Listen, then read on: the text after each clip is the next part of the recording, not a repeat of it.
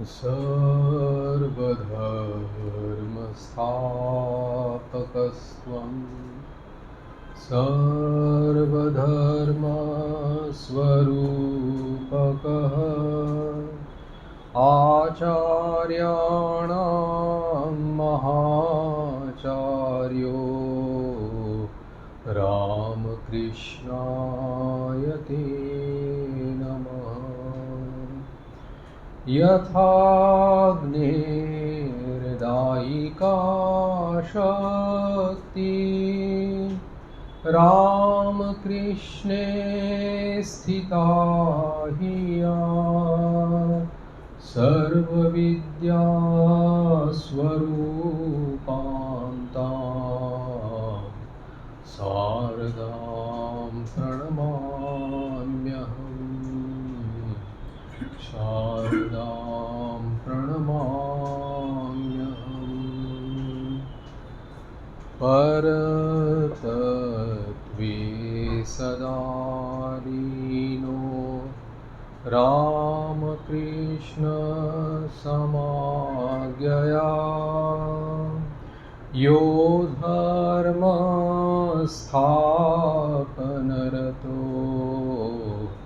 वीरेशं तं नमाम्यहम्। वीरेशं तं नमाम्यहम्।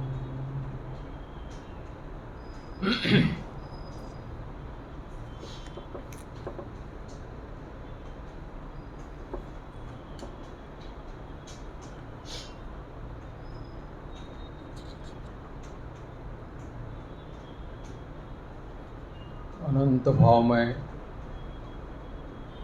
श्री रामकृष्ण देव की लीला चरित्र में से गुरु भाव के अंतर्गत हम लोग भावमुख अवस्था के बारे में चर्चा कर रहे थे, जिसमें जिस भावमुख अवस्था की वर्णना करते हुए ग्रंथकार ने कहा है कि मनुष्य मन में भूतकाल में, वर्तमान काल में या भविष्यत काल में जितने भी भावों का उदय हो सकता है या हुआ है या और अभी हो रहा है, उन समस्त भावों को ठाकुर ने अपने जीवन में अनुभव किया था। और उन समस्त भावों में से प्रत्येक के आविर्भाव काल से लेकर के तिरोभाव काल पर्यंत प्रत्येक मन में क्रमशः जिस प्रकार के अवस्थाओं का उद्भव होता है, वो सभी के बारे में वो यानी कि वो जानते थे। इसलिए उनके पास जो भी व्यक्ति आकर के उपस्थित होता था, चाहे घोर विषयासक्त हो या संत हो या अनपढ़ हो या पंडित हो, बालक हो या वृद्ध हो, किसी भी प्रकार का व्यक्ति अगर उनके पास आ जाता था तो उसके हृदय के भाव जान करके उसको उस प्रकार का उचित निर्णय दिया करते थे, यानी कि उचित आदेश दिया करते थे कि जिससे उसकी समस्याओं का समाधान हो जाए। और इतना ही नहीं, इस हरेक के भाव के साथ परिचित होकर के उसके भाव को मानो अपना भाव समझ करके मित्रवत आचरण करते हुए उसको जो सलाह देते थे या मार्गदर्शन करते थे, तो जो व्यक्ति उनके पास आता था उनको लगता था कि ये मेरे हैं और मेरे ही हितैषी है, तो इनके द्वारा जो भी बताया जाएगा वो मेरे लिए कल्याणकारी होगा। ये महाशक्ति जो उनके भीतर से जो प्रवाहित होती थी उसके बारे में वो तो जानते ही थे।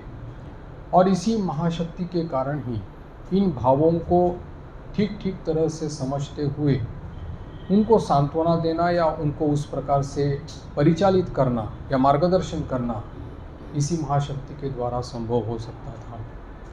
दृष्टांत स्वरूप उन्होंने 3-4 दृष्टांत यहाँ पर दिए हैं।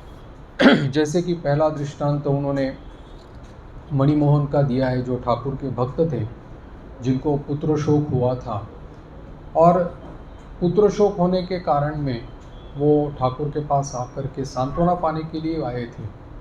ठाकुर भी उनके साथ वैसे ही मित्रवत आचरण करते हुए एक हितैषी या सुहृद जैसा कहा जा सकता है, उनके साथ उसमें उन्होंने वैसे ही आचरण किया और एक वीर रस का एक गाना गा करके उनके हृदय को शांत किया।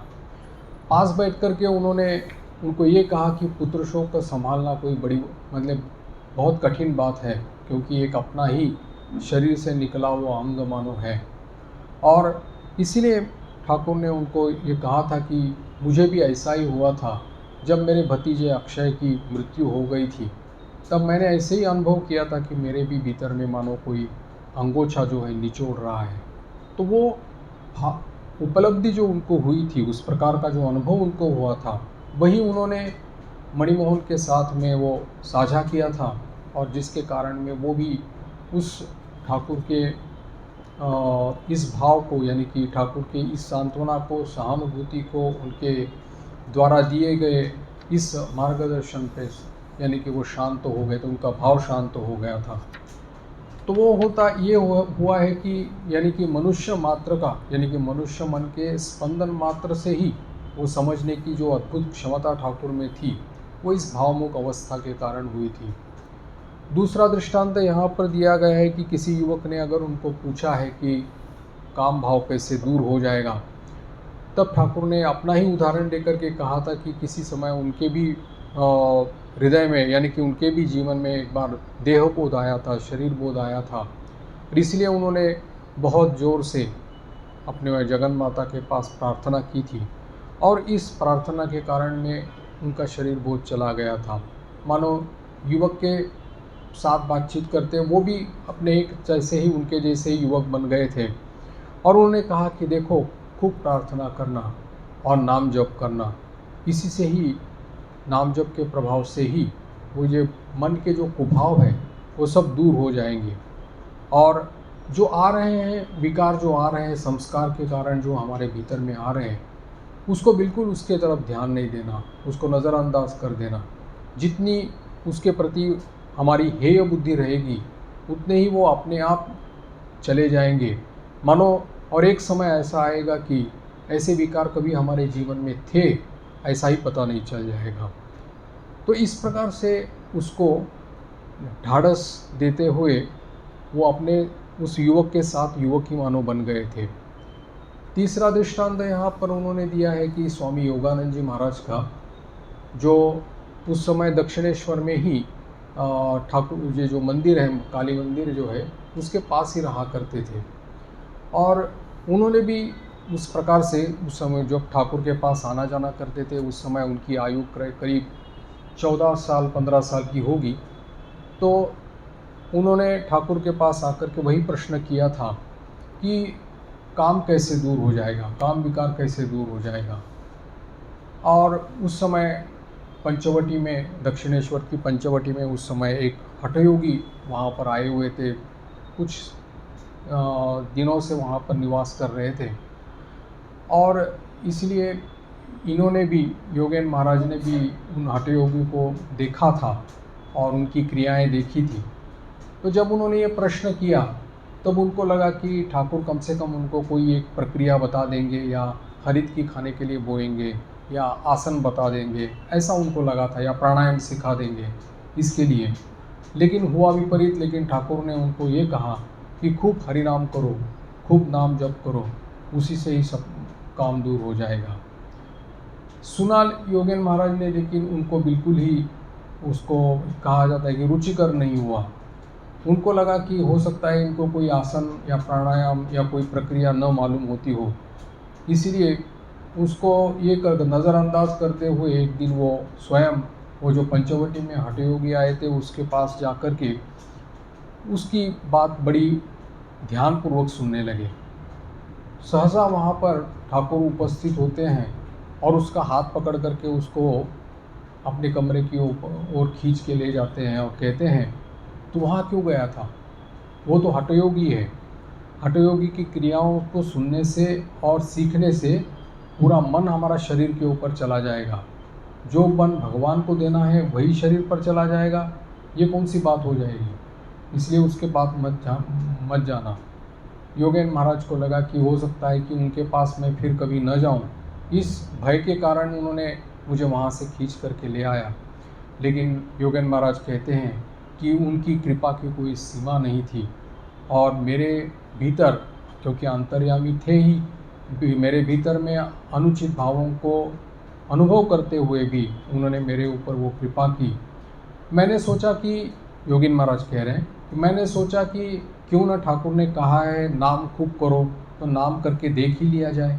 उनके कथन अनुसार अगर आचरण करके देख ले तो कैसा रहेगा। और वैसा ही उन्होंने जब किया तब उसके अनुरूप उनको प्रत्यक्ष फल मिलने लगा था। एक चौथा दृष्टांत भी यहाँ पर ग्रंथकार ने दिया है। वो है इन्हीं मणिमोहन मल्लिक की ही घर की जो एक महिला थी। वो ठाकुर के पास आना जाना करती थी।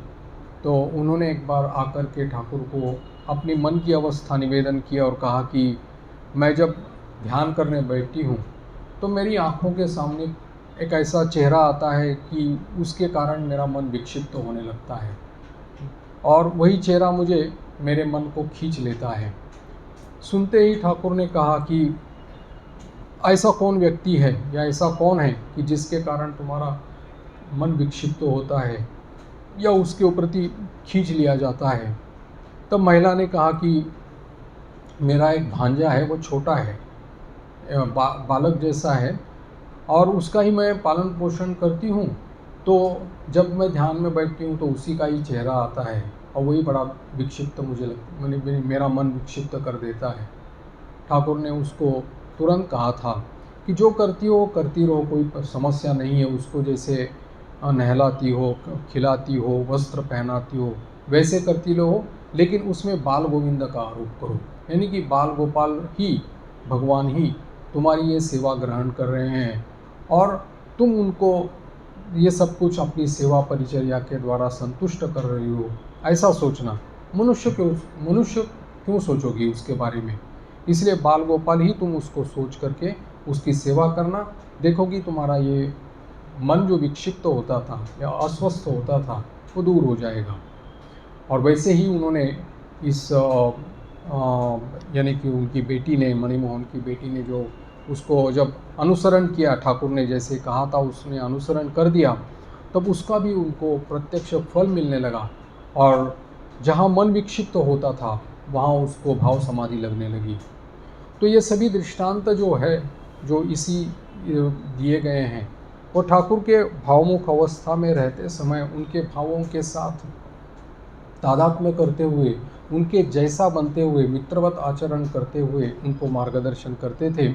इसीलिए सभी प्रकार के भावों को समझने की वो क्षमता उनमें थी। यहाँ पर ये कहा गया है कि शरीर से तो ठाकुर पुरुष थे, इसलिए पुरुष भाव के समझना, पुरुष भावों को समझना कोई बड़ी बात नहीं थी या वो समझ सकते थे।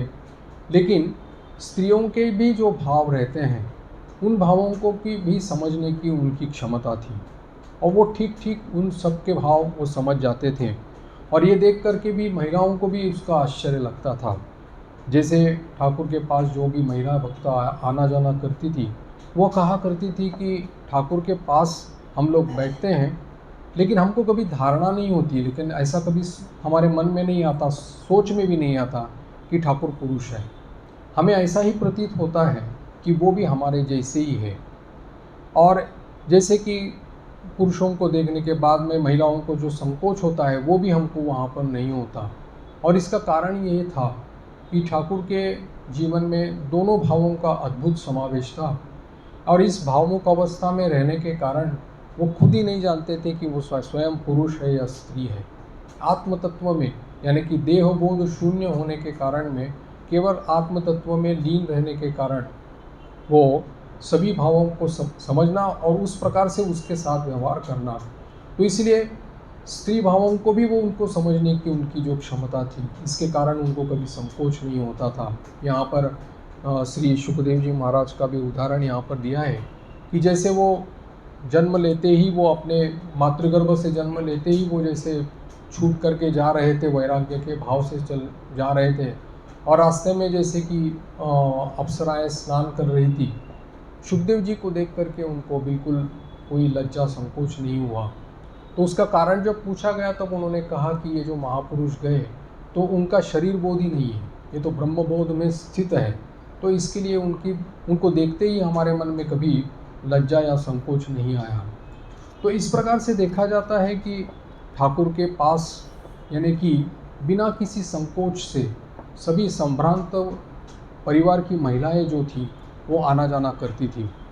और आश्चर्य लगता है कि ये तत्कालीन समाज है, आज तो इसको कोई आश्चर्य लगने की बात नहीं, लेकिन वो उस समय का समाज था, 1880 के या उस समय की ये बात थी, जब बिना पालकी के या बिना किसी, जिसको हम लोग एस्कॉर्ट कहते हैं, उसके बिना कोई ऐसे आना जाना नहीं करती थी।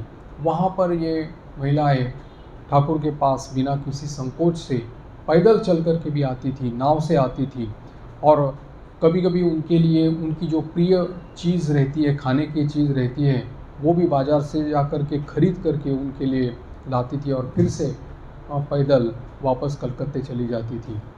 तो इस प्रकार से जो महिलाएं उनके पास, ठाकुर के पास आती थी, उनमें सभी लोग यानी कि धनी परिवार की नहीं थी, तो इसलिए उसका भी उनके मन में जो एक उन लोगों के प्रति जो ये था, सहानुभूति थी। वो कहा करते थे कि तुम लोग जब आओगे तो इकट्ठा आओगे, और या तो नाव करके आना और गाड़ी कर लेना और फिर वापस चले जाना। तो इसके बारे में भी वो उनका जो था वो सचेतन थे। इसी प्रकार से यहाँ पर कहा है कि इनके ठाकुर के द्वारा जो जिस प्रकार का यानी शिक्षा उनको लोगों उपदेश या जो जिस प्रकार से मिले हैं, उसमें उन्होंने कहा है कि ठाकुर ने हमसे सामान का यानी कि बाज़ार का सामान भी खरीदवाया है, अभिमान अहंकार दूर करने के लिए भिक्षा भी मंगवाई है, अपने साथ लेकर के गए हैं पानीहाटी के महोत्सव में, और उन लोगों को भी अपने मन में किसी भी प्रकार का संकोच का अनुभव न कर कर श्री रामकृष्ण देव ने जो कुछ कहा उसका उन्होंने आनंद के साथ पालन किया है। और इसीलिए कहा है कि इनके भीतर में जो अपने अपने भाव के अनुसार जो परिपूर्णता या उनका जो आदर्श या उनका जो भाव था, ठीक उसी का ही मेल ठाकुर के जीवन में देखने को मिलने के कारण में कभी भी उनको किसी भी तरह से संकोच नहीं होता था। इसीलिए समस्त भावों का प्रकाश जो है उनके जीवन में दिखाई पड़ता है।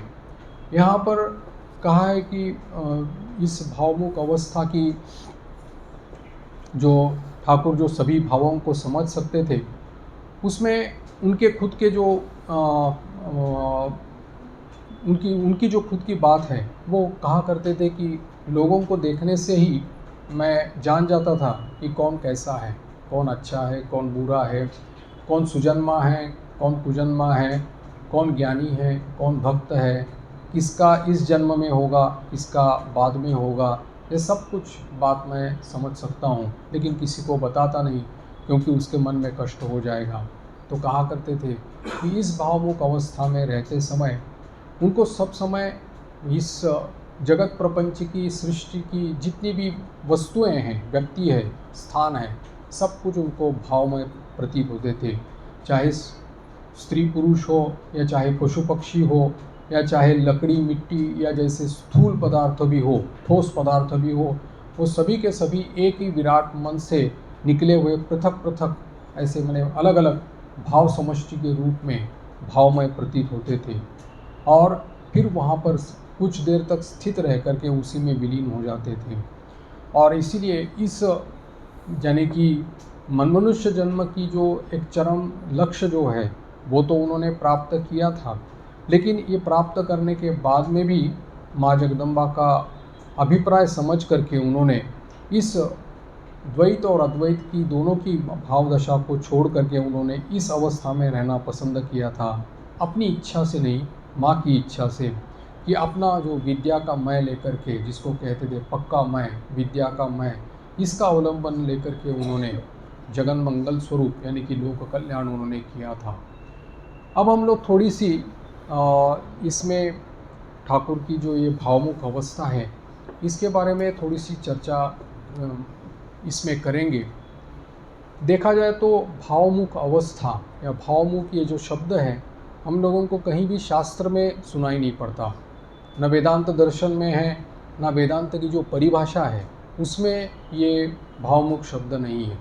तो ये भावमुख शब्द का प्रयोग एक नया अवदान ठाकुर के द्वारा हुआ है और इसकी मानो एक एडिशन ये वेदांत दर्शन या वेदांत की जो परिभाषा है उसमें हुई है और स्वयं ठाकुर के श्रीमुख से इस का अर्थ हम लोगों को जो समझता है या उनके उपदेशों के द्वारा या उनके कथन के अनुसार ये एक जैसा प्रवेश द्वार जैसा है, साकार और निराकार के बीच की अवस्था प्रवेश द्वार, सगुण और निर्गुण के बीच का एक प्रवेश द्वार और खंड और अखंड के बीच का ये प्रवेश द्वार, जहाँ से भाव राज्य शुरू होता है वहाँ का ये प्रवेश द्वार है।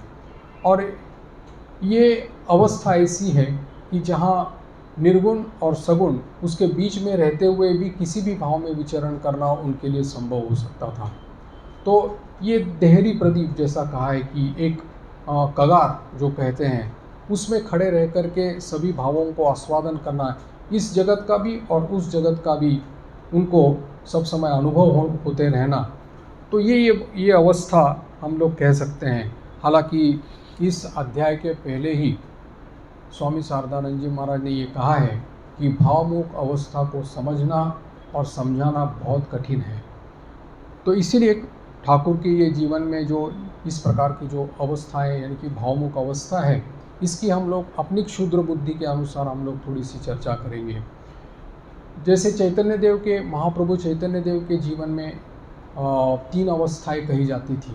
एक है अंतर्दशा, दूसरी अंतर्बाह्य दशा और बाह्य दशा। कहा जाता था कि अंतर्दशा में वो समाधिस्थ रहते थे, अंतर्बाह्य दशा में वो नाम करते थे और बाह्य दशा में वो कीर्तन करते थे। वैसे ही ये भी एक स्थिति है, भावमुख अवस्था भी एक स्थिति है कि उन्होंने कहा है कि इस स्थिति में रहने के बाद में सभी अवस्थाओं में विचरण करना आसानी से हो जाता है, स्वाभाविक हो जाता है और सहज रहता है। यहाँ पर उन्होंने उनके ही उपदेशों के बीच में हम लोग अगर उसको समझने की कोशिश करें तो एक तो निर्विकल्प समाधि के बाद में आने वाली ये अवस्था उनकी थी। ठाकुर कहा करते थे कि जीव अपने बल से, साधन बल से और भगवत कृपा से, दोनों से वो निर्विकल्प अवस्था को प्राप्त तो हो सकता है, लेकिन बोलते थे कि वो 21 दिन तक उसका शरीर जो है वहाँ पर रह कर के वो उसकी मृत्यु हो जाती है। अब जो आधिकारिक महापुरुष है, ईश्वर कोटि महापुरुष है या भगवान के द्वारा चिन्हित जीवन मुक्त महापुरुष है, वही लोग इस व्यावहारिक जगत में वापस आ सकते हैं, यानी कि उस अवस्था से, निर्विकल्प अवस्था से वापस आ सकते हैं।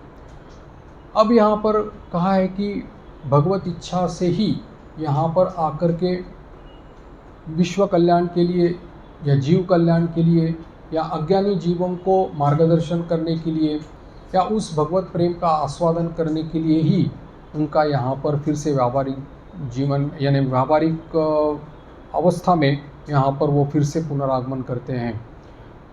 अब ये कहा है कि ये जो वेदांती जो लोग हैं, वेदांतियों का ये कहना है कि ये जो वापस आते हैं यानी निर्विकल्प अवस्था से वापस जो आते हैं ज्ञान लाभ होने के बाद, तो इनके तो संचित और आगामी जो कर्म रहते हैं वो तो नष्ट हो जाते हैं, लेकिन इनके प्रारब्ध कर्म या संस्कार जो हैं वो तो रह जाते हैं और इसी के बलवश यानी उसी के कारण ही उनका शरीर कुछ दिन तक रहता है ऐसे आधिकारिक लोगों का, और फिर वो बाद में लुढ़क जाता है या उनको भी उनका शरीर भी पूरा हो जाता है।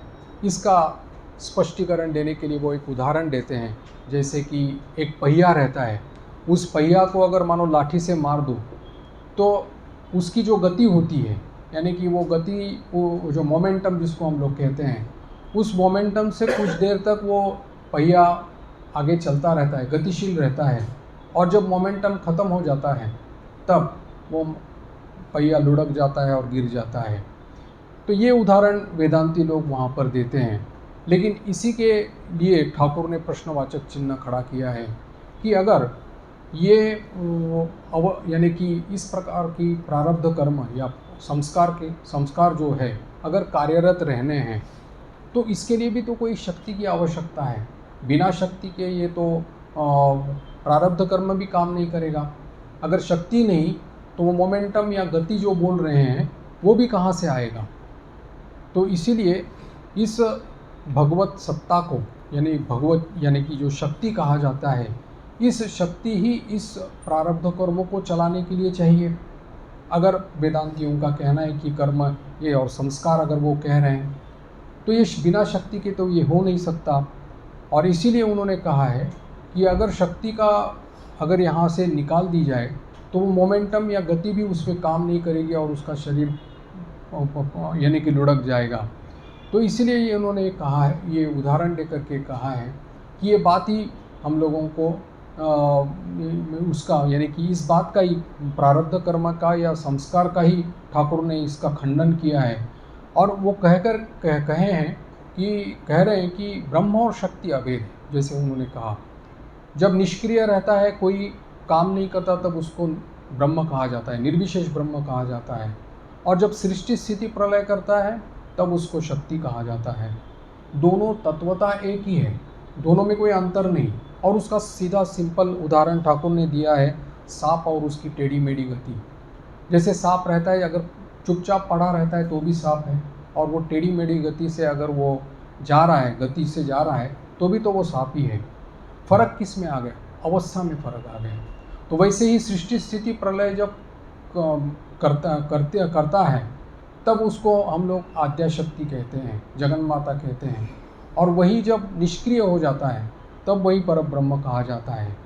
तो इसीलिए ये जो जगत प्रपंच का लय, अहम का लय जो निर्विकल्प में होता है, जिसको कहा जाता है कि अविद्या, मूला विद्या जो रहती है उसका ही नाश हो जाता है। और इसी अविद्या से ही तो पूरा जगत प्रपंच बना है। अविद्या काम कर्म संसार जैसे वेदांती कहते हैं।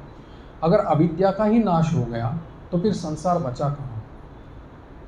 अगर संचित कर्म और आगामी कर्मों को ही आप अगर बोलते हैं कि ये नहीं रहते नहीं है, तो प्रारब्ध कर्म कैसे रहेगा? वो भी तो दग्ध हो जाएगा। यानी कि जैसे पतंजलि योग सूत्र में इस अवस्था को दग्ध बीज अवस्था कहा गया है कि जब भुना हुआ जो धान रहता है उसको अगर बो दो तो उससे से कोई अंकुर नहीं आता। तो वैसे ही अविद्या का नाश होने के बाद में कौन सा ऐसा कर्म या कौन सा ऐसा प्रारब्ध रह जाता है जिसके कारण में वो ये वेदांती कह रहे हैं कि इसको वहाँ तक ही वो उसका शरीर रहेगा और फिर बाद में उसका पूरा हो जाएगा। अब ये प्रश्न अगर वेदांतियों को करे तो वेदांतियों के पास इसका उत्तर नहीं है। तो इसीलिए ठाकुर का कहना था कि केवल जगदम्बा की इच्छा से ही जीव अगर समाधि बल यानी कि अपने साधन बल से या भगवत कृपा से समाधि निर्विकल्पत और समाधि तक जा सकता है, तो उन्हीं की इच्छा से, माँ जगदम्बा की इच्छा से ही वो वापस आ सकता है। इसमें कोई संस्कार या प्रारब्ध कर्म जिसको बोलते हैं वो कोई काम नहीं करता, क्योंकि इसके पीछे जो शक्ति है वो शक्ति इसको परिचालित करती है। तो वैसे इसीलिए सिद्धांत में अगर कहा जाए तो साकार और निराकार जैसे एक सिक्के के दो पहलू कहे जा सकते हैं, और इसमें कोई अंतर नहीं है वैसे देखा जाए तो। क्योंकि बर्फ़ जैसे जम जाता है, जल के हिम के प्रभाव से जब जल के ये बन जाता है, बर्फ़ बन जाता है, तो बर्फ़ और कुछ नहीं, पानी ही है। पानी ही घनीभूत होकर के बर्फ़ बना है, लेकिन उसी का ही गलने के बाद वो पानी बन जाता है। तो ये जो लीला, ये नित्य और लीला जो है वो बर्फ़ और जल के समान है, एक दूसरे के साथ सतत संपर्क में रहते हैं। जैसे ठाकुर कहा करते थे कि नित्य मानो गंभीर है, वो एकदम गंभीर जल की तरह है, और लीला जो है ऊपर में उछल कूद कर रही है। तो इस प्रकार से उन्होंने और भी एक उदाहरण जैसे दिया है कि छत और उसकी सीढ़ी है। जैसे कहा करते थे अनुलोम और विलोम, यानी कि जब साधना के प्रारंभ में नेति नेति कह करके जब सीढ़ी उठ करके ऊपर में छत में चला जाता है, तब वो देखता है कि जिस उपादान से यानी मटेरियल से छत बना है उसी उपादान से ये सीढ़ी भी बनी है, दोनों में कोई फ़र्क नहीं है। तो वो देखता है कि ये छत और सीढ़ी दोनों एक ही उपादान से बने हुए हैं।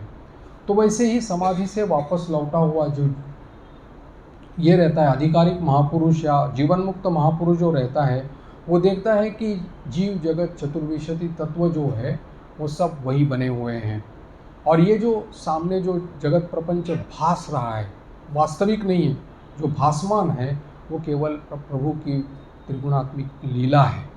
और इसी का ही नाम ठाकुर ने विज्ञानी कहा है। विज्ञानी, विज्ञानी यानी विशेष ज्ञानी। जैसे वो उदाहरण देते हैं कि किसी ने दूध के बारे में सुना है, किसी ने दूध को देखा है, या किसी ने दूध पी करके हृष्ट-पुष्ट हो गया है, तो वैसे ही इस विज्ञानी की अवस्था है उस प्रकार से कि विशेष रूप से जिसने भगवान को जाना है वो विज्ञानी। इस विज्ञानी का पक्का मैं या विद्या का मैं जरूर रहता है। जैसे वो कहा करते थे कि शंकराचार्य ने विद्या का मैं रखा था, पक्का मैं रखा था, इसलिए लोक शिक्षा के लिए रखा था। तो वैसे ही उस अवस्था से वापस लौटे हुए सभी लोग जो है ये विद्या का मैं रखते हैं। ये विद्या का मैं मतलब कोई कच्चा मैं नहीं हूँ, सांसारिक मैं नहीं हूँ, या देह भाव से प्रेरित मैं नहीं हूँ, मलिनता नहीं है इसमें। मलिन मैं जो है वो नहीं है, लेकिन वो पक्का मैं है, विद्या का मैं है। यानी कि मैं उन प्रभु की संतान हूँ, प्रभु का दास हूँ, दास मैं, ये भाव जो है वो पक्का भाव उनका रहता है, वो मैं रहता है जो बंधन में नहीं डालता। और वो निर्विकल्प समाधि के बाद में इस विद्या का मैं लेकर के ही लोक शिक्षा का यानी कि लोक शिक्षा दी जाती है। ठाकुर ने इसी को ही पक्का मैं कहा है। अब प्रश्न सवाल ये आता है कि हर विज्ञानी क्या भावमुख में जो स्थित है रह सकता है क्या? यानी कि हर विज्ञानी को भावमुख अवस्था प्राप्त होती है क्या?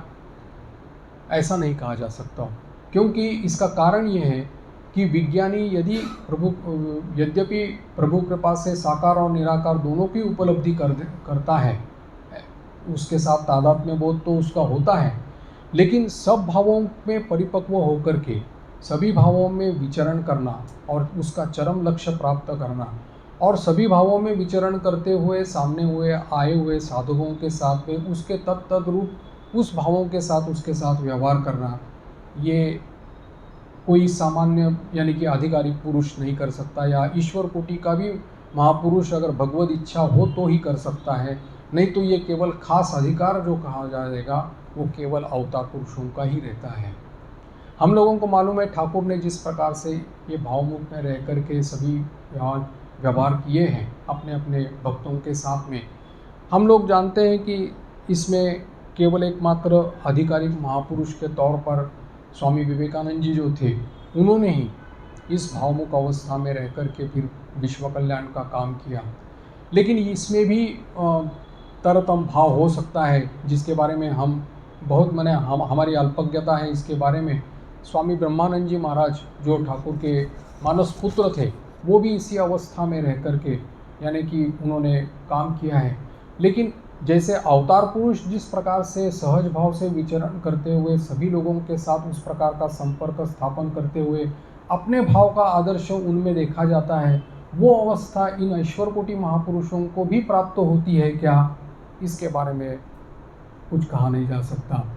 इसीलिए इसकी पुष्टिकरण में, इसके समर्थन में ठाकुर के ही जो उपदेश है, जो कथामृत में भी है, वो जो उनके श्रीमुख से निकली हुई बात है, उसी को अगर देखें तो ठाकुर को जैसे स्वामी जी कहा करते थे ईश्वर अनंत है, उसका भाव अनंत है, अनंत को कौन समझ सकता है। तब उसके उत्तर में जो ठाकुर कहते थे कि ईश्वर का बड़ा भाव कौन समझ सकता है, विराट भाव कौन समझ सकता है, और उसका छोटा भाव भी कौन समझ सकता है। ये यानी कि नारद और सुखदेव जी भी अगर इस बारे में अगर कहें तो ठाकुर कहते थे कि बड़ी बड़ी चींटियाँ हैं। जो एक मत है कि सुखदेव जी ने भी ब्रह्म समुद्र का दर्शन स्पर्शन किया था लेकिन डूब नहीं दी थी, और महादेव ने 3 मुट्ठी जल पी करके उसी समुद्र का यानी कि ब्रह्म समुद्र का जल पी करके वो शव होकर के पड़े थे। तो इस प्रकार से है कि हमारे इसकी बाहर की इसके अब हमारे धरा से बाहर की यानी कि ये बात है। इसीलिए ठाकुर उदाहरण देते थे कि एक चींटी चीनी के पहाड़ के पास जाती है, तब वो पहाड़ से उन्हें एक दाना खा करके एक दाना अपने मुंह में लेकर के जब अपने वापस लौटती है, तब सोचती रहती है कि अगले बार जब आऊँगी तब पूरा पहाड़ ले जाऊँगी। तो इस प्रकार की ये अज्ञान की बात हो सकती है कि ये भगवान का जो ये विराट भाव है उसको समझना सबके बस की बात नहीं रहती। केवल एकमात्र अवतार तुल्य पुरुष ही अवतार ही इस भाव में विचरण करने में समर्थ हो सकते हैं, और यही जो है भावमुख अवस्था है।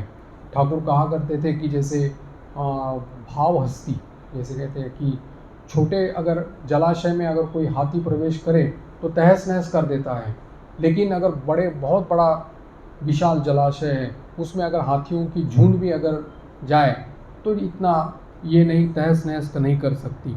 वैसे ही इनका जो विराट भाव है, भगवान का जो विराट भाव है, वो मतलब किसी भी भाव में रहने की और किसी भी भाव में जाने की जो अद्भुत क्षमता जो है, वो इसकी एक कल्पना हम लोग उसमें कर सकते हैं। देखा जाता है कि जब गुरु भाव से यानी कि इस गुरु भाव की जो हम लोग चर्चा कर रहे हैं, तब इस गुरु भाव में रहने के साथ साथ ही उनमें जैसे शारदानंद जी महाराज ने दो भावों से उनकी चर्चा की है, विश्लेषण किया है, विवेचन किया है, एक देव भाव और एक मानव भाव। वैसे ही जब वो साधारण स्थिति में रहते थे, ठाकुर रहते थे, तब उनके मन में दासमय ये भाव प्रबल रहता था। उनका दास ईश्वर का भाव यानी कि ईश्वर के दास, उनकी संतान, इस प्रकार का भाव उनमें प्रबल रहता था। लेकिन जब वो उसी दासमय से जब गुरुमय में चले जाते थे, गुरु भाव में चले जाते थे, तब मानो वो दासमय विलुप्त हो जाता था। जैसे कि हम लोगों ने गिरीश बाबू का बकलमा देने की बात जो हम लोगों ने पिछले बार जो हम लोगों ने पढ़ी उसके बारे में चर्चा की, तब देखा गया कि जब कोई भी उपाय उनको अगर ये हो नहीं रहा है, यानी कि उनके लिए अगर कार्यकरी नहीं हो रहा है, तब जैसे गिरीश बाबू चुप बैठे थे, तब उन्होंने कहा कि अगर ये भी नहीं कर सकते हो तो मुझे बकलमा दे दो। यहाँ पर ये नहीं कहा कि मैं माँ को पूछूंगा या माँ जैसा कहेगी वैसे करूँगा। यहाँ पर वो गुरु भाव में स्थित थी, यहाँ पर वो दास भाव में नहीं थे। तो इस प्रकार से पलट पलट कर आने वाली ये जो स्थितियाँ हैं, दासमय और गुरु भाव, ये दोनों उनमें दिखाई पड़ती थी। और अद्भुत एक प्रकार का खेल उनके जीवन में ये चलता था। वैसे देखा जाए तो अन्य लीला चरित्र के साथ अगर इनकी तुलना की जाए तो प्राय इतिहासकार जिन्होंने जीवन चरित्र लिखा है, प्राय उन्होंने मनुष्य भाव को दबा करके रखा है प्रत्येक अवतार पुरुष के इसमें, और देव भाव को ही प्राय उन्होंने उसको प्रधान मान करके उसकी चर्चा की है। मनुष्य भाव को गुप्त करके रखा है, देव भाव को ही ज़्यादा प्रकट किया है। लेकिन इस अवतार पुरुष में यानी कि इस अवतारी की जीवनी में यहाँ पर शारदानंद जी महाराज ने प्रांजल भाव से दोनों भावों की चर्चा की है, देव भाव से भी और मानव भाव से भी, ताकि हम लोग पूर्ण रूप से उसको समझ पाए। अगर देव भाव से पूरी अगर चर्चा हम लोग उसकी करेंगे तो फिर हम लोगों को निरुत्साह हो जाएगा। तो वो तो ईश्वर है, वो तो सर्वशक्तिमान परमेश्वर है, भगवान है, सब कुछ कर सकते हैं, तो उसके लिए हम लोग क्या करें, हम तो साधारण मनुष्य हैं। लेकिन उन्होंने जब जो मनुष्य बन करके जो लीला की है और हम लोगों के सामने जो आदर्श रखा है, मार्गदर्शन किया है, हाँ तुम इस प्रकार से कर सकते हो, आगे बढ़ सकते हो, ये तुम भी उसको अनुभव कर सकते हो, जब जैसे मैं बताऊं वैसे अगर करोगे तो तुम भी उस स्थिति को प्राप्त कर सकते हो। कितनी बड़ी आश्वासवाणी उन्होंने उसमें दी है, ये मनुष्य भाव से हुई है। इसीलिए दोनों भाव, देव भाव और मानव भाव, दोनों को समान मर्यादा देते हुए ये जो मतलब उनकी जो लीला हुई है, इस अवतार चरित्र की जो लीला हुई है ना, तो वो निरपेक्ष भाव से इसका विवेचन करने से पता चलता है कि अन्य किसी अवतारों में ऐसी यानी कि ये चर्चा नहीं हुई है। अब ये जिसको हम लोगों ने भावमुख अवस्था में जिसमें कहा है कि ये नित्य और लीला का जो एक खेल, जिसको हम लोगों ने समझाया कि नित्य एक तरह से गंभीर जल की तरह है नीचे में, और लीला जो है ऊपर में जो उछल कूद चल रही है, इस नित्य के साथ में लीला का सर्वदा युक्त है, यानी कि तरंग और जल और उसका तरंग जो है, तरंग जो है जल से ही बनता है, उसका आधार स्वरूप है ये जल, और तरंग उसमें ही विलीन हो जाता है। लेकिन जब आकार धारण करता है तब उसको अलग संज्ञा दी गई है, तरंग बोल करके संज्ञा दी गई है, और जब क्योंकि उसका प्रकटीकरण अलग रूप से हुआ है। लेकिन तत्वतः दोनों में कोई फर्क नहीं, क्योंकि जल का ही तरंग बना हुआ है, और जब ये तरंग विलीन हो जाता है तब वही निराकार जल बन जाता है। तो इसीलिए नित्य और लीला में ज़्यादा फर्क नहीं है। यानी कि ठाकुर बोलते हैं कि जैसे कि मास्टर महाशय एक बार ठाकुर को बोले कि लीला तो विलास के लिए है, तो ठाकुर बोलते नहीं, लीला भी सत्य है, ऐसा ठाकुर ने कहा मास्टर महाशय को। यानी कि नित्य और लीला में जो फर्क हम लोगों को दिखाई पड़ता है वो केवल प्रकटीकरण से है, उसकी मतलब यानी कि उसका जो अभिव्यक्ति जो है इसके कारण है। तत्वतः नित्य और लीला में कोई फर्क नहीं है। और यही वेदांत की परंपरा के जो आचार्य हैं इनके साथ ठाकुर का यहाँ पर मेल नहीं होता, क्योंकि ये भावमुख अवस्था में स्थित होकर के नित्य और लीला में भेद जो बिल्कुल अभेद जो दिखाई पड़ती है, और इनके ये जो अनुभव है ये पूर्ण रूप से है और निर्विवाद है। इसलिए वेदांती लोग भी इसके बारे में कोई उत्तर नहीं दे पाएंगे।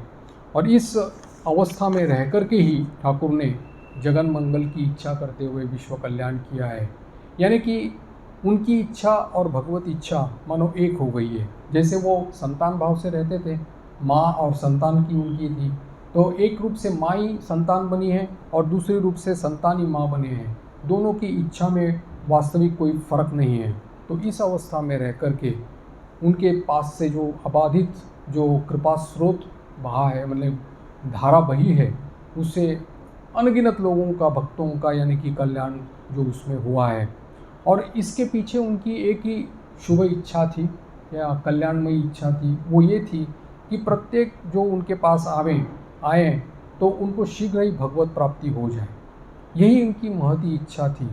तो इसीलिए एक तरह से देखा जाए तो समाधि में, निर्विकल्प समाधि में आने वाला जो परम सुख है या परमानंद है, पूर्ण रूप से या विविध रूप से जिन्होंने उसको आस्वादन किया है, ऐसा होने के बाद भी उन्होंने इस हाड़ मांस के जो शरीर में, इस ढांचा में रहना पसंद कर दिया, स्वीकार किया, वो केवल और केवल भक्तों के ऊपर कृपा करने के लिए।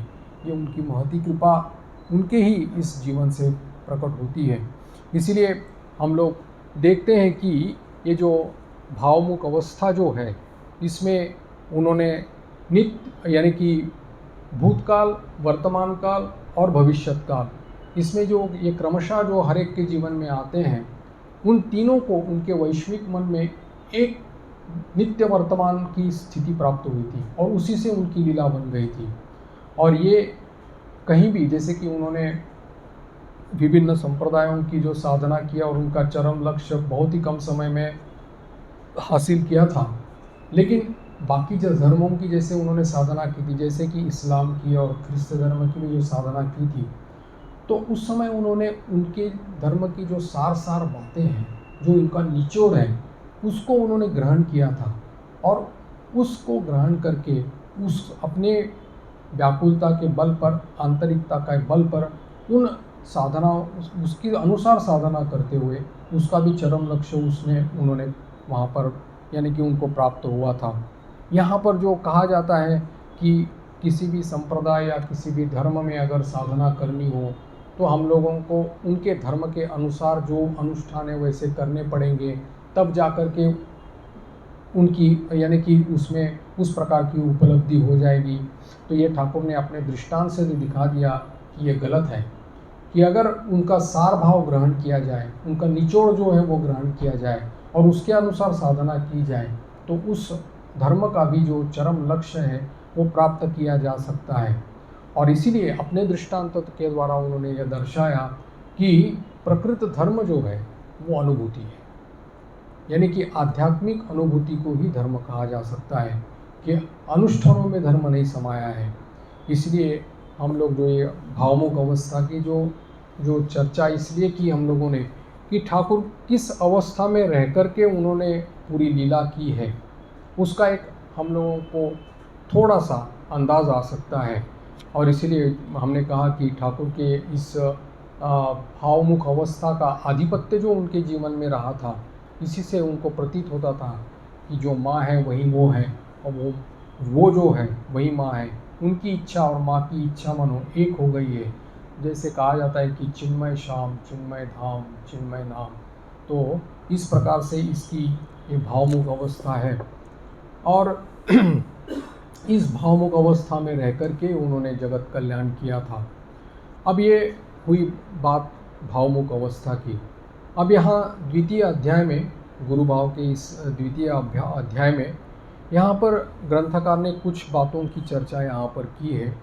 वो ये कहा है कि जो उस समय मैंने ठाकुर के आविर्भाव के समय का जो समाज था, जो ज़्यादातर लोग अशिक्षित थे, और जो शिक्षित लोग थे वो प्रायः अंग्रेज़ी पढ़े लिखे हुए थे, और उनमें धर्म भाव की बिल्कुल ही कोई नामो निशाना उनमें नहीं था। अशिक्षित लोग जो थे वो तो ये भाव दर्शन समाधि इसके बारे में कुछ भी नहीं जानते थे। एक तरह से परंपरा के अनुसार जो भी अनुष्ठान करते हैं, उपासना होती है, उसके बारे में वो जानते थे, और उसी के अनुसार उपासना या अनुष्ठान किए जाते थे। शिक्षित समाज में तो इसका गंध भी नहीं था, क्योंकि वो लोग अंग्रेज़ी पढ़े लिखे हुए थे, और ज़्यादातर उसमें धर्म भाव या आध्यात्मिक भाव कुछ भी नहीं था। इसलिए कहा जाता है कि ठाकुर के आविर्भाव के समय में ये जो भाव समाधि दर्शन ये सब कुछ जो परिभाषिक शब्द है वो कोई जानता भी नहीं था। और इतना ही नहीं कि जैसे ठाकुर का जो साधन काल जो बताया जाता है कि 17 वर्ष की आयु से 40 वर्ष की आयु तक जो दक्षिणेश्वर में उन्होंने बिताया था माँ काली के मंदिर के पुरोहित के रूप में और उस समय उनको अपनी आंतरिकता के जोर पर, व्याकुलता के जोर पर जो उन्होंने एक के बाद एक अनुभूतियाँ उनके जीवन में, उपलब्धियाँ जो उनके जीवन में आ गई थी, उसको देखते हुए बाहर के लोगों का तो मत अलग ही था। बाहर के लोग जो उनको देखते थे, उनको अनुभव कर यानी कि उनका आचरण देखते थे, तो उसको देख कर के उनको लगता था ये विक्षिप्त हो गए हैं, ये पागल हो गए हैं, या इनके मानसिक विकार है या कोई शारीरिक विकार है। क्योंकि साधारणतः जो ये आध्यात्मिक जगत की जो अनुभूतियाँ रहती हैं, ये कभी भी यानी कि इंद्रियजन्य विषयों का विषय नहीं बन सकती, इंद्रियों का कभी विषय नहीं बन सकती। ये अतीन्द्रिय अनुभूतियाँ हैं, और ये चली हुई बात है, खुली बात है। इसमें कभी भी कोई भी सूक्ष्मता से अगर कोई अनुभव करना चाहेगा तो उसको अपने आप को पहले अपने हृदय को पवित्र करना पड़ेगा, शुद्ध करना पड़ेगा, तब जा कर के ये सूक्ष्मता जो है यानी कि ये जो उपलब्धियां हैं, तब जा कर के वो उसको अनुभव कर सकता है। नवीन नवीन भाव इस आध्यात्मिक जगत में प्रकट होते हैं तो वो उसके अनुभव में आ सकते हैं। लेकिन ऐसे अनुभव में जो ठाकुर के आते थे तो ज़्यादातर लोग उनको इसके मानसिक विकार के तौर पर ही देखते थे। तो बोलते थे कि हो सकता है इसको, और इतना ही नहीं, केवल विकार ही नहीं, उनकी उस प्रकार से चिकित्सा भी की गई है, वैद्य यानी कि डॉक्टर लोगों को दिखा करके। तो कहा जाता है कि जो लोग इस प्रकार के यानी कि इस आध्यात्मिक जीवन में, आध्यात्मिक जगत में जो आगे बढ़े हैं, जिन्होंने कुछ न कुछ उपलब्धियां हासिल की हैं, उन्होंने कभी ठाकुर के इस अनुभव को कभी विकार, मानसिक विकार या शारीरिक विकार कभी नहीं कहा। तो जो आध्यात्म जीवन का जो अंतिम बात जिसको कही जाती है, यानी कि अद्वैत भाव की जो उपलब्धि, अद्वैत भाव में आरोहण करना या अद्वैत भाव की प्राप्ति करना, ये सब रिलेटिव वर्ड्स है, क्योंकि अद्वैत तो हम है ही। अद्वैत क्या भाव लाना या ये करना सब समझाने के लिए रहता है। तो जब तक उस अद्वैत भाव में प्रतिष्ठित नहीं होता तब तक उसकी साधना चलती रहती है। कभी ऐसा नहीं सोचना चाहिए कि केवल एक आध दो दर्शन अगर किसी को हो जाए तो ही सब कुछ हो गया। ठाकुर कहा करते थे कि एक कांटा अगर हमारे पैर में चुभा है तो उसको निकालने के लिए दूसरे कांटे की ज़रूरत पड़ती है, और जब दूसरा कांटा से हमारा पहला कांटा जो हमारे शरीर में घुसा हुआ है उसको निकाल दिया जाता है, तब दोनों कांटे फेंक दिए जाते हैं। तो इसलिए कहते थे कि ज्ञान और अज्ञान के ऊपर में की जो अवस्था है वो विज्ञान अवस्था है। तो इसीलिए वो कहा करते थे कि ये भगवत विस्मृति जो है, यही जगत रूप विकार को पैदा कर देती है, उत्पन्न कर देती है। तो इसलिए अगर कोई कहे कि ध्यान की सहायता से केवल एकाध दो दर्शन हो जाए तो ही आध्यात्मिक जीवन की इति कर्तव्यता हो गई, तो गलत बात हो जाएगी। क्योंकि देखा जाता है कि ऐसे ही एकाध दो दर्शन किसी को हो जाते हैं तो उसमें से वो लक्ष्य भ्रष्ट हो जाता है या तो भ्रम पैदा हो जाता है, जब तक वो अद्वैत भूमि तक पहुंच नहीं पाता।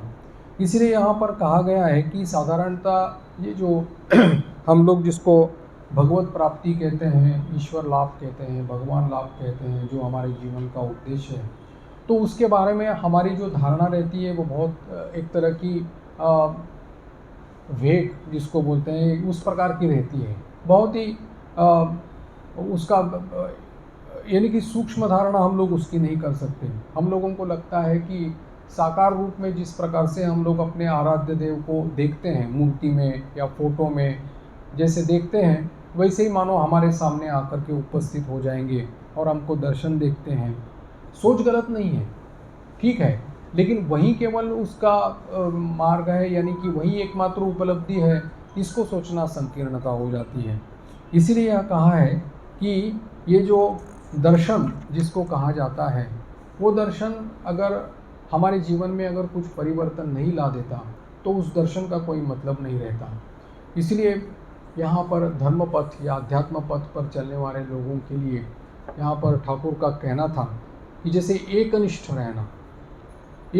रहना, अपना चरित्र बल, ईश्वर निर्भरता, विश्वास, भक्ति, श्रद्धा, ज्ञान, ये सब कुछ उसमें, ये जो दैवी संपत्ति जिसको कहा जाता है, वो अगर उसमें उसके चरित्र में अगर नहीं रहे तो फिर कौन सा धर्म भाव है, कौन सा अध्यात्म भाव उसमें है।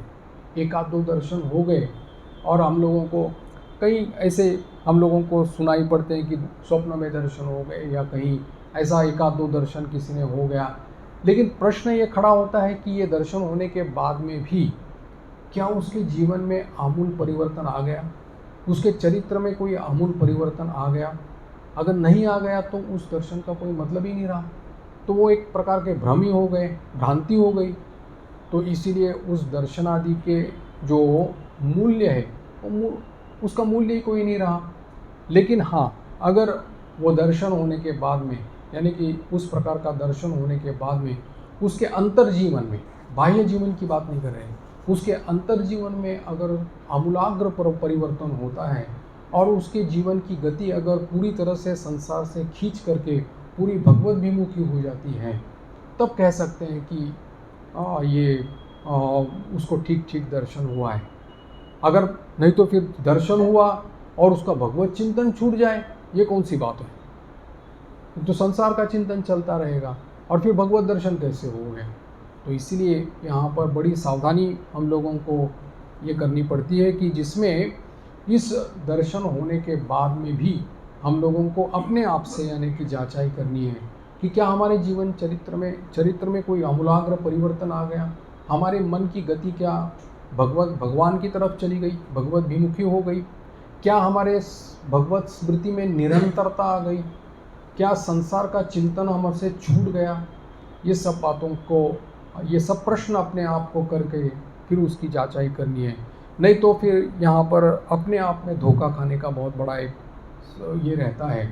तो इसीलिए इन दर्शनों का अगर हम लोग मूल्यांकन करें तो उस दृष्टि से करें कि हमारे चरित्र में कोई परिवर्तन हुआ है या हमारा चरित्र बल कुछ बढ़ गया है, जिसमें ईश्वर निर्भरता बढ़ जाए, जिसमें वैराग्य बढ़ जाए, ज्ञान बढ़ जाए, भक्ति बढ़ जाए, विश्वास, श्रद्धा, ये सब दैवी संपत्ति क्या हमारे जीवन में आकर के उपस्थित हुए हैं और क्रमशः वर्धमान यानी कि वह बढ़ रहे हैं। अगर ये है तो उस दर्शनादि का मूल्य है, नहीं तो फिर वो अभी तक हम लोग पथ चल रहे हैं, बस इतना ही कह सकते हैं। इसीलिए ठाकुर के पास जो भी भक्त लोग आते थे और कभी कभी इस प्रकार से बताते थे कि अमुक अमुक व्यक्ति को तो भाव समाधि हो गई, मुझे कुछ भी नहीं हो गया, मेरा कोई दर्शन नहीं हो गया, तो ठाकुर उसको समझाते थे, कैसी बुद्धिहीन जैसी तुम बातें करते हो, क्या समझते हो कि केवल भाव हो गया, इस प्रकार से छोटा एक आध दो दर्शन हो गया तो उससे ही सब कुछ हो गया। क्या दर्शन होना ही क्या बड़ी वस्तु है। ठीक ठीक त्याग और विश्वास उसमें होना उससे भी कहीं अधिक श्रेष्ठ है। तो वो उदाहरण देते थे कि देखो नरेंद्र को देखो, यानी स्वामी जी को देखो, तो वो उसके तो कोई इस प्रकार के दर्शन आदि नहीं होते, लेकिन उसका त्याग देखो, विश्वास देखो, निष्ठा देखो, मानसिक तेज देखो, और उसकी ईश्वर निर्भरता देखो कितनी तेज है, कितना चरित्र में बल है। तो वो इसका परिचायक है कि वो ठीक ठीक धर्म पथ पे, यानी कि आध्यात्म पथ में आगे चल रहा है। ये इसका एक कह सकते हैं कि हम लोग एक इंडेक्स इसको कह सकते हैं। तो इसीलिए इस मार्ग में चलते समय एक सावधानी बरतनी चाहिए कि अगर इस प्रकार के दर्शन आकर के जब हमारे जीवन में उपस्थित होते हैं तो उसकी जांचाई उस तरह से होगी कि क्या हमारे जीवन में वो परिवर्तन आ रहा है या नहीं आ रहा है। अगर आ रहा है तो फिर ठीक है, नहीं तो हम इतना ही मानेंगे कि हम अभी भी पथ चल रहे हैं और आगे प्रभु से प्रार्थना करते रहेंगे कि उससे हमारे जीवन में ये सब दैवी संपत्ति जो है वो जोर की निष्ठा हमारे मन में लाए और हमारा चरित्र बल बढ़ाए।